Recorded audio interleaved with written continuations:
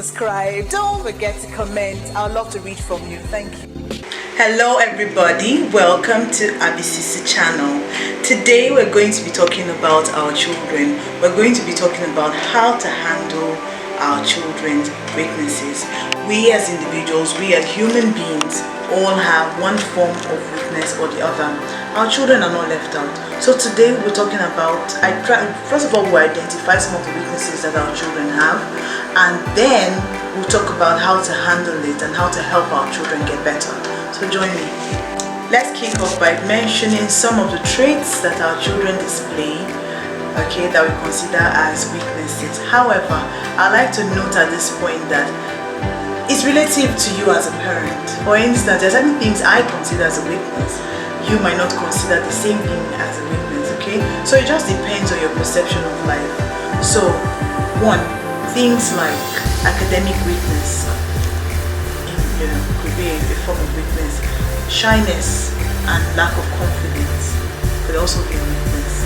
The talkative nature of some of our children could be considered as a weakness. Some children are very playful and some of us consider that a weakness. Another thing is some parents also see their children as being too sensitive or not sensitive enough. That also can be considered as. So I'd like you to please put in the chat box a few traits that children display that you think could be termed as a weakness. Okay, so now let's move on to talk about how we can identify, because it's important to be able to identify these weaknesses in children. So I'm going to be giving you tips on how to identify these weaknesses in our children. Tip number one, first and foremost, you must understand your child. Okay? Look at your child from the point at which the child is, not from the perspective of what you expect. Yes, of course, it's good to wish that your child is this way or that way, but it's important that you understand the point where your child is right now. So look at your child in that way so that you'll be able to see where the loopholes are. Tip number two, your children are a miniature version of you. Now, have you noticed that some of the traits that children display are things that we used to do, okay, or even still do till now? So our duty as parents is to help them identify and help them stop if it's a negative trait, help them modify if it's something, a weakness you think can be turned to a strength, and help them reduce it if it's something you know cannot be stopped totally. So it just depends. Okay, so let's try and understand our children from that perspective. Tip number three, liaise with the school. Now, dear parents, it's important that we work hand in hand with the school. Have a conversation with your child's teacher from time to time. You will discover that there's some traits that the children display in school that they don't display at home, and vice versa. Okay, so having a relationship with the teacher, with your child's teacher, will help you understand and then curb those traits that you need to curb, and then of course promote the ones you need to promote and all of that. So it's important to have a relationship with your child's teacher. Tip number four, give your children chores. I'm sure you're wondering, what has chores, giving a child chores, got to do with trying to help to identify a weakness? Now let me tell you a few things that giving your children duties at home will help them to do. One, it will help them to realize their ability to face pressure. Many of us, many children don't like to do their chores. Some do, some don't, okay? So for those who do not, it just tells you that, okay, you need to work on the area of wanting to be responsible. It's very important as an individual. These are life skills that must be taught to children from a very young age. Another thing that giving chores will help us to do in our children is it will help us to build and foster a sense of responsibility. Okay, it will also help to build and foster resilience.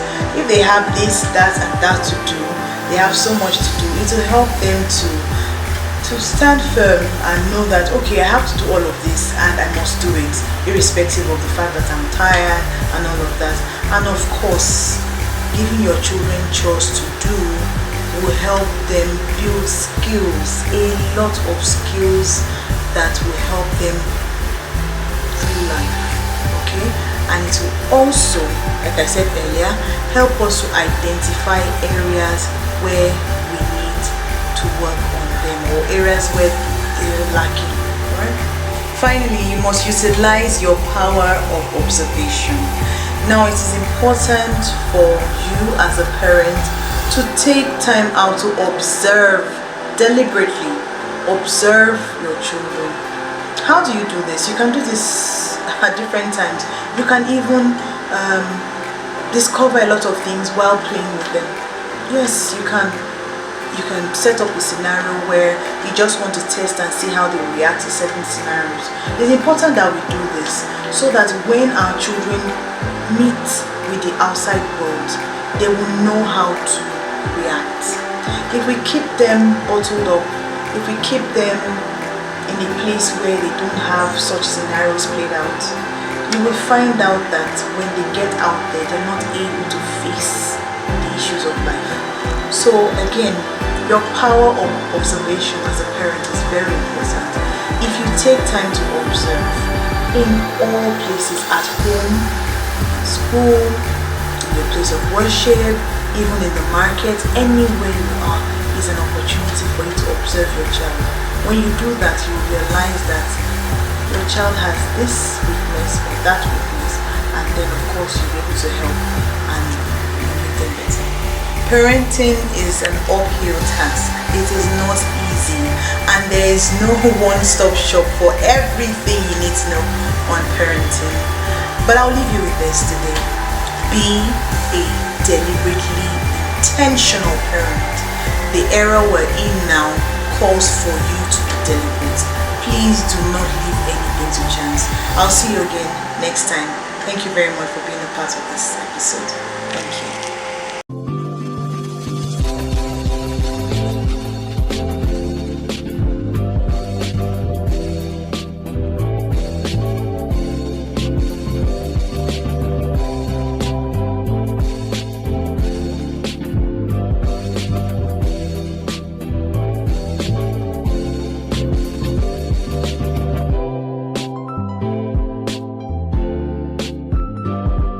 Don't forget to subscribe. Don't forget to comment. I'd love to read from you. Thank you.